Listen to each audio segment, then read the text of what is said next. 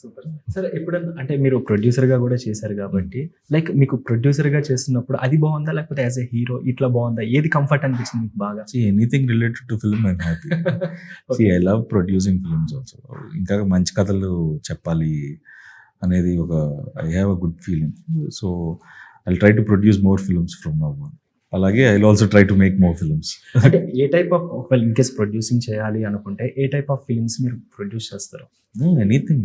అంటే ఒక జోనర్ చాలా పర్టికులర్ జానర్స్ అసలు నేనే చేయను. ఇంకా వేరే వాళ్ళని నేను ప్రొడ్యూస్ చేసేటప్పుడు ఎందుకు చేస్తాను? So no, I want to, if the story is nice, the genre doesn't matter. Sir and last producer గారు ఏం చెప్పారంటే మా అల్లుడికి కట్నం ఎక్కువ ఇచ్చేసాం అల్లుళ్ళకి అని చెప్పి అది బాగా ట్రెండ్ అయిపోతుంది. సో ఏంటి అనుకున్న బడ్జెట్ కన్నా కొంచెం ఎక్కువ అయిందని చెప్పి తెలిసింది.